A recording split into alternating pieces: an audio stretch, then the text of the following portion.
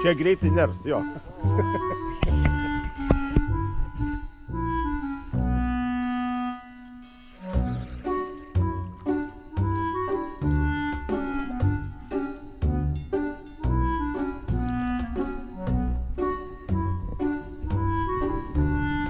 Nu va, išplaukia. Tikėkimės greitai rasim savo telefoniuko ir važiuosim žvejoti.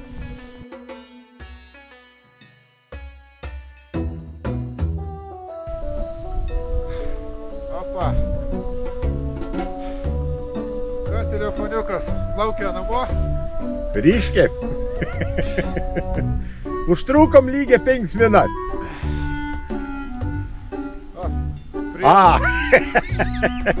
Čia dovanų tikriausia, ar ne?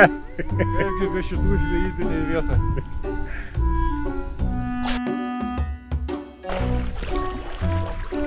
Baisus laikai atėję daiktam. Nebegali išmest, kada nori. Jo. Ieškomiausias dalykas. Numeris 1. Nu labai ačiū, bos. Belekai. Ką, prašom. Kaip jum rasti? Kaip? Kaip jum rasti, jeigu norės, kad Facebook'e susėti? Šiaip Facebook'e pamestas daiktas. Kreipkitės, bičiuliai, mano padės ne vienam. Tai va, jeigu atsitiks nelaimės, kaip čia.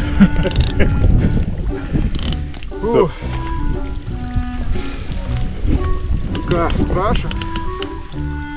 O čia dovanų. Ačiū, dar šviežus man atsargi. Kad nepakirščia. Dar meškerė prisitraukti. Nu ko, telefoną atgavom. Labai didelis ačiū povandeniniai paieškai. Kaip sakyti, juokas tariant, 7 valandas greičiausiai su visom kelionėm į priekį atgal užėmė atvažiuoti čia. Telefoną rado per 5 minutes. Tai toks geras skirtumėlis tarp viską. Eisim vėl pabandyti pasižvejoti. Galbūt pavyks kokie ešerioko pagauti. Vakar taip ir nebaigio. Pusė velnė, nebuvo kažkokia stebukla su ešeriu, bet pagavo. Kaip nebūtų keist. Bet pasigavo. Ir buvo keletą tokių visai pusė velnė, tradicinių, gaudžio pagrinds tokių džigučių, nes buvo kolegos sutikęs ant vandens. Jisai paminėjo, kad prieš savaitę gaudė irgi tokių džigų, ne džigrigių, dar kažkoks sistemėl, tai kažkaip pabandžio. Ir visai pasigavo neblogai. Dar nėra tose mano tipinėse vietose, kur aš mėgstu juos gaudyti. Vis dėlto dar ta šilom yra pakankamai nemaž, bet, kaip sakyti, ką nors sugalvosim. Žodžiu, pradedam žvejybą ir žiūrim, kaip viskas mums čia gaunas. Gal ir bus ko papasakot, nebus, į šiukšlių dėžę viskas eina. Klasiok, kaip sakyti, visą reikaliuką. Bet kažkaip tikiu, kad ir saulytės biškelį yra, nėra taip blogai, tai turėtų kas nors gal ir sujudėti truputėlį. Kiot vietas biškelį pasibandysiu, žodžiu, apsidairyti, kaip viskas atrodo aplinkoj.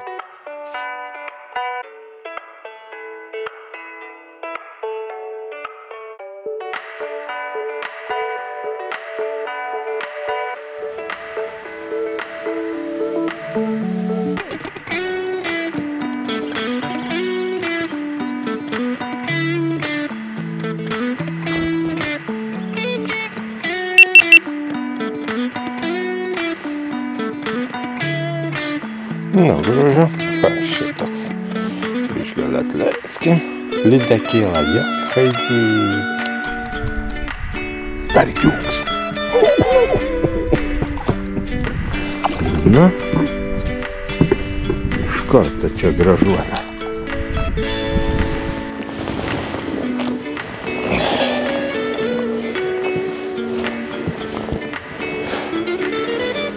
Čia šitą nesitikėjom. Jo. ant Crazy Fisho Vibram Vorma, ant Tetra Vorka. Galas šitas gražuolis.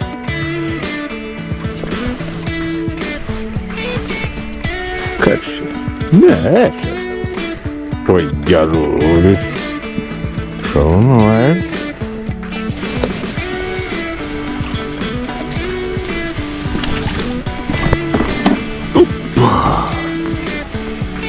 Ant Crazy Fisho. Va. Džibutis 5 gramai. Super. Bele kaip. Labas visi bičiuliai. Randamės kaip visada ant vandenuką ir bandysim šiandien vėl kažko nupasakoti apie žvejybą. Vės istorijai prasideda šiandien tokia linksmesnė, sąlyginai. Buvo atvažiavęs Nars, ištraukė telefoniuko paskandinto. Tai jau, kaip matėt, prie pradžioje apie tai ir rodžio. Filmo intro, kaip sakyt. Tai žodžiu, tą prog pagalvojo, kad ne tiek kiek žvejybos, bus truputėlį norėsiu papasakoti ir apie tam tikrą žvejybės niuansėlės ešerių žvejybai. Nes ešeriai, kaip sakyt, pradėt jau po truputėlį kabinėtis, dar sunkiai, nieko neatsako, nėra dydžia tą jau tokia norima. Viens kits koleg tikrai visi šaun tokių gerulių, bet vis tiek taip bendroji tendencijoje dar nieko gera nėra, kaip pasakyti.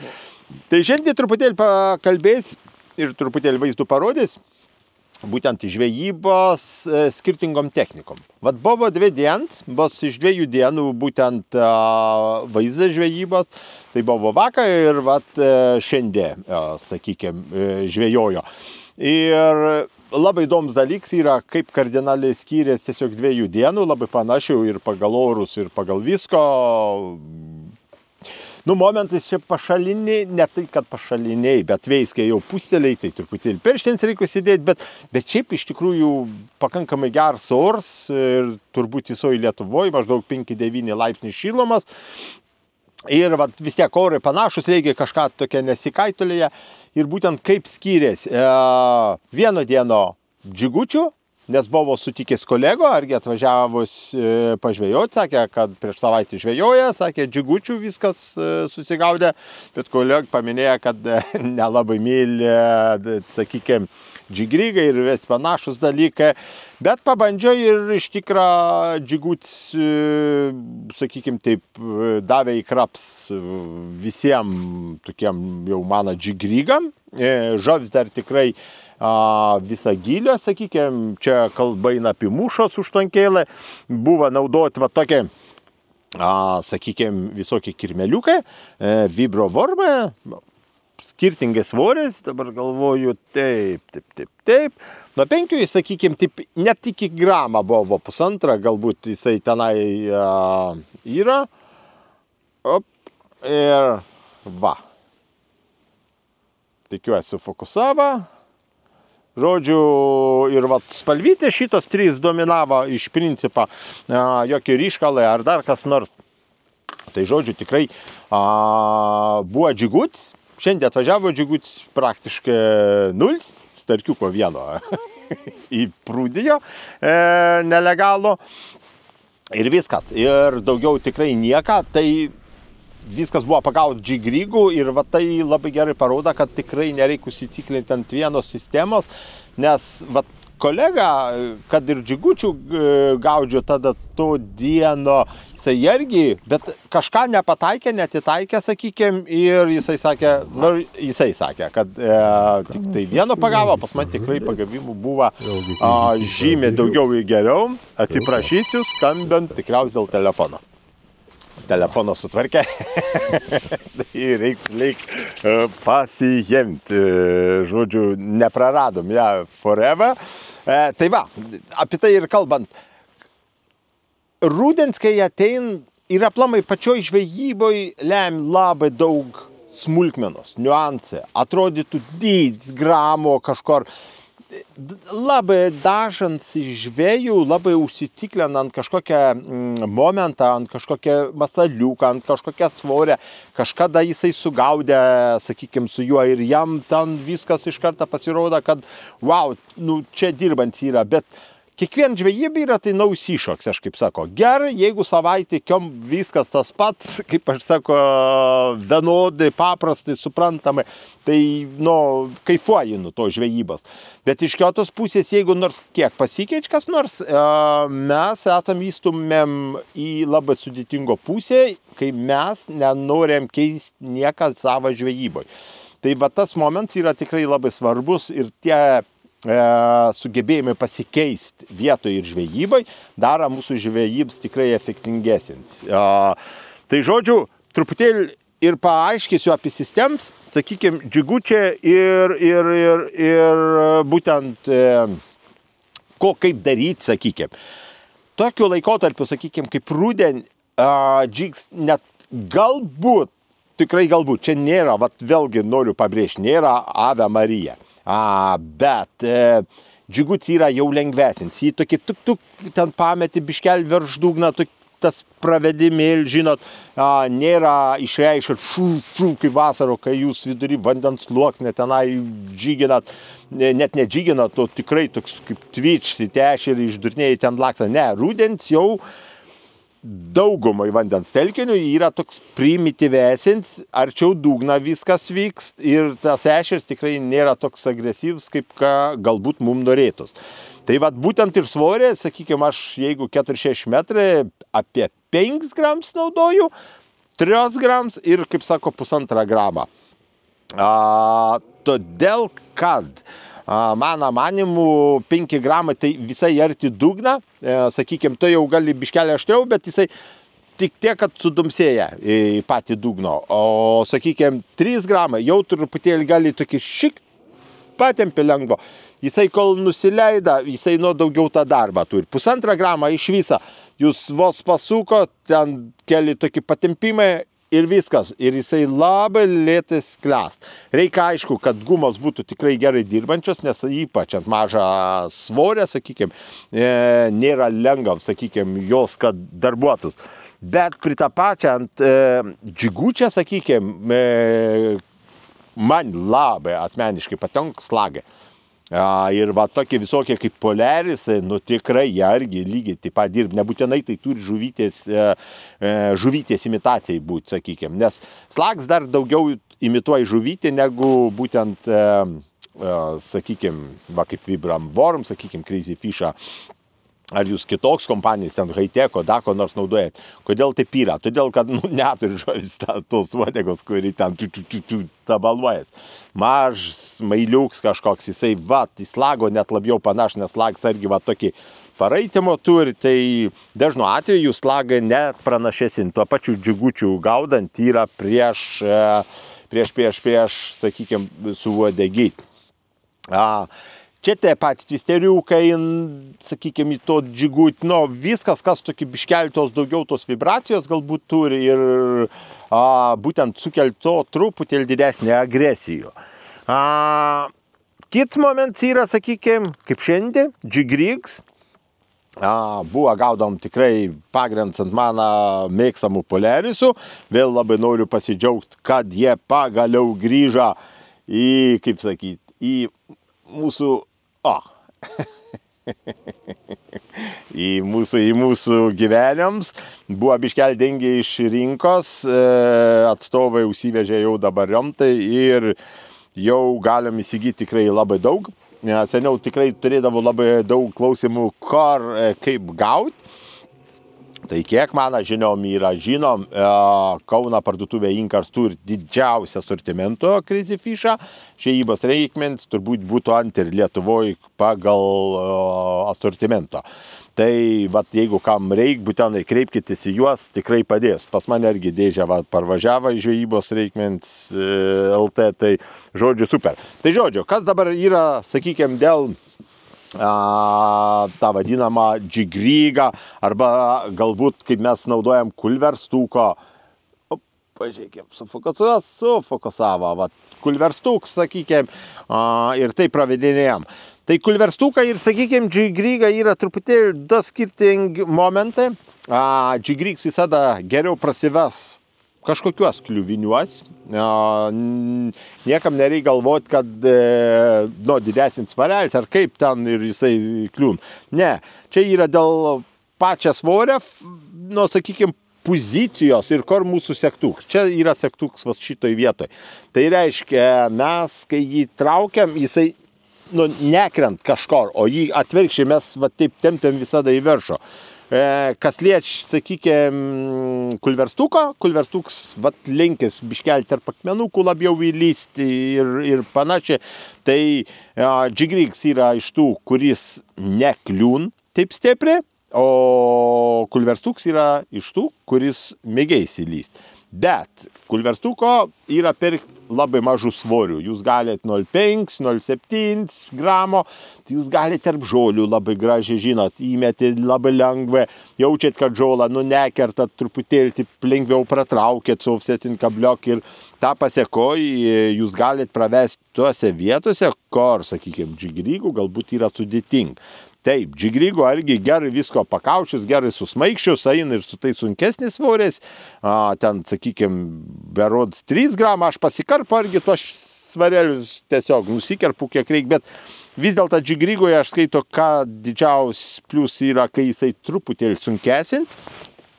Todėl, kad jisai ar žemė, būtent savo ėjimu ar žemė, o tas kirmeliuks kažkoks vyžiuks, jisai plevent truputėlį virš tą, kaip čia įvardėti, dumblą debesėlę ir jisai labai gražiai tarp ją viskas yra.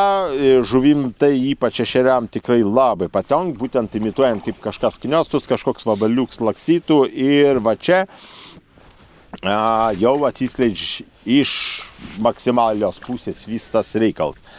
Tai su džigrygu, pavyzdžiui, aš tikrai nebėjau net labai stipriai perkrauti. Čia yra maždaug kaip paternosterė sistema, kai mes, sakykime, dedam ir, aišku, aš su džigrygu taip negaudo, bet 30-60 gramų su paternosterė, kad jūs keltumėt dumblą didžiulį debesį ir ten už 1,5 metrą kažkoks vabaliuks tas užkabins ant, sakykime, pavadėlę ein.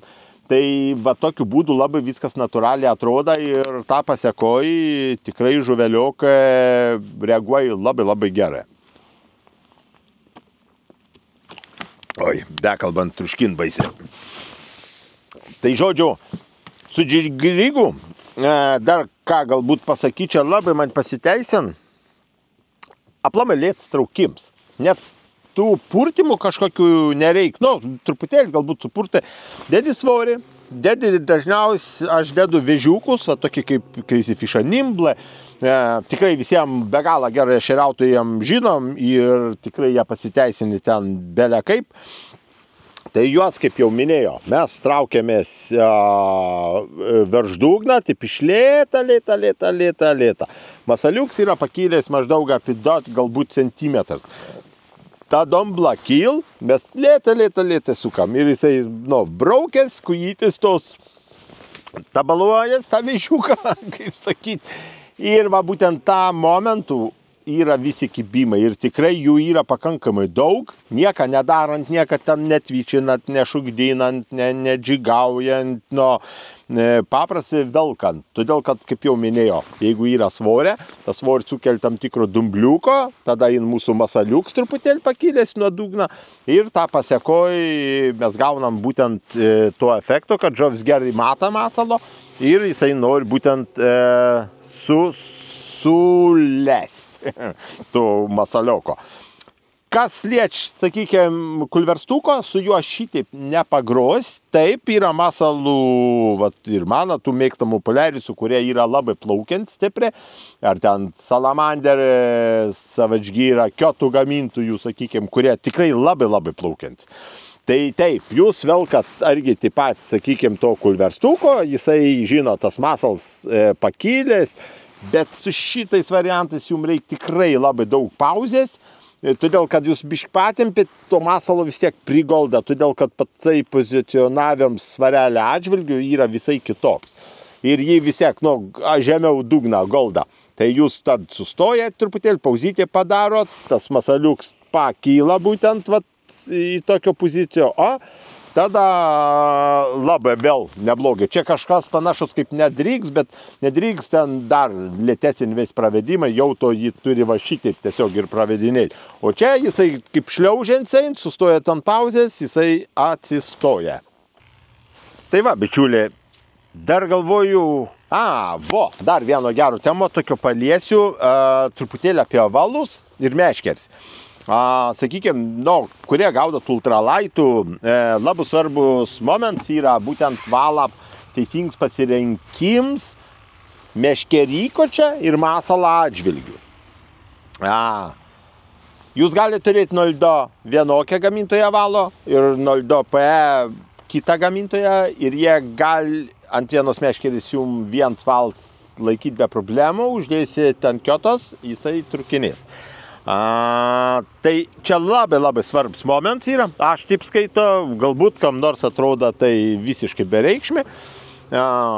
Pavyzdžiui, atrodytų dvi labai panašios meškerėlės, aišku, nei kainodarui, nei gamintojai nepanašus. Crazy Fish Arions iki 5 gramų ir Tetraworks, 2 Tetraworks. Abu labai aštrus, labai Tetraworks jau visiems žinoms, Arions taipogi. Labai turi panašumą iš vienos pusės, technologiškai aišku ne. Greičiausiai, kad vis tiek Tetraworks, kaip bebuvęs, jisai turi technologinių tam tikrų blanką sprendimų, bet kokiu atveju aštrus, viršūnės panašiai dirbančios, Tetraworka gal net aštresnė viršūnė yra. Ir pas abidvi rytės uždėtos 2000, valą 0,2 PE, čia saltwaters varybasa, o čia adjunks yra uždėts. Ir pavyzdžiui, jeigu aš va šito valiuko, įdėsiu tiesiog nuotraukos pavydalį, kaip kas atrodo, uždėčiau ant Arioną, jį nuplėšinėčiau turbūt kas 3 pakirtimų. Netgi buvo užsidėjęs, sakykime, ant savo mėgstamos alfos, kuri tikrai yra Crazy Fish alfos, kuri yra minkštesnė, tikrai suamortizuoja to viso reikalo, turbūt 6 metimų 20 metrų taip ir nuplėšio. Ir tas momentas yra tikrai labai svarbus. Kodėl taip yra? Tai ne vien meškerė įtakoj, bet mūsų masalą dydis labai įtakoj, argi to viso pakirtimo. Ir kabliukas, sakykime, storis. Kai mes naudojam plonus valus, ypač dar su linkimo įtrūkimo kažkokie, sakykime taip, kurie negali tiek atlaikyti, mums labai svarbu naudoti labai plonus valus, mažesnius masalus pagal to valo. Jeigu aš jau uždėčiau 4 poliariso, sakykime, 5 gramus poliariso šito, tai argi turėčiau tikriausiai nemažai trūkimų, todėl kad 4 poliariso jau pakerst, jau aš turiu pakerst. Tiesiog čia nieks nesėda, ypač didesnė žuvis, jinai nesėda, tai paprastai ant tą masaliuką. Tai reiškia, aš turiu tą stuktelėjimą, viskas. Kadangi yra didelis masals, reikia didesnę pakirtimą, yra dažniausiai turėsins truputėlį kabliuks uždėts, jūs nuplėšėt valo. Tai kad tą nenutikti, jūs turite tikrai, bičiuliai, labai teisingai prisitaikyti pagal savo poreikius. Jeigu jaučiat, kad jūs mėtat su aštriu kotu, su truputėlį, sakykime, turinčių galios pakerst, jūs gaudot didesnį žuvį, su truputėlį didesnis masalas, rinkitės valus, kurie tikrai tai gali padaryti. Mano konkrečiu atveju, tai tikrai favoritas yra jau, nežinau, 5 metai turbūt varybas saltwaters, 0,2 P, aš manau, kad tas vals vienas geriausių. Pats brangiausias iš visų, bet tikrai ir pats geriausias. Aš nesu turėjęs jokią gyvenime atsitiktinę nutrūkimą, jeigu ten nekelmai kažko įvaryti ir tu ten nuplėš, bet jį net nutraukti su rank, 0,2 P, yra pakankamai sudėtinga. Ir, sakau, lyginant su šituo, tasai labai plonesnis už saltwater truputėlį, bet jisai turi savo jau to minuso, kad būtent trūks. Į Sunline tas pats yra ir kiti gamintojai. Čia labai reikia žiūrėti teisingai pagal modelį. Čia nekalbam apie, kad gamintojais blog, čia gink dieve. Bet mes turim įsivertyti, kad vienų gamintojų sakykime, kad ir rašą tiek ir tiek yra galbūt truputėlį storesnė. Pas kitus galbūt atitinka, galbūt plonesnė. Ir būtent jų tas tikrasis svoris kartais mums įtakoja to reikalo, kad mes galim prisidirbti labai ryškiai ir daug, kaip sakyti. Ir žinot, bonusų nuleisti jau labai nesinorėtų pakirtimą metu. Traukimą metu tai neturi praktiškai visiškai reikšmės, todėl kad jau kod spėj įsijungti iš savęs, jau mes tada stabdį galim pareguliuoti, bet tas būtent pirmasis pakirtimo momentas mes dažniausiai truputėlį aš asmeniškai prisuku daugiau stabdį, būtent ką galėčiau pakirsti žuvį ir jau tada iš karto atleidinėjau, kad jinai čia privaltis kažkur pafursuodam, neužlankstytų tos meškeriuką ir neįsoktų kažkur vėl nežino kur, į kulins, tai žodžiu. Tai va, bičiuliai, atkreipkite tai dėmesį, aš manau, kad tai argi pakankamai svarbi yra, kaip ir kiekvienas dalykas žvejybai.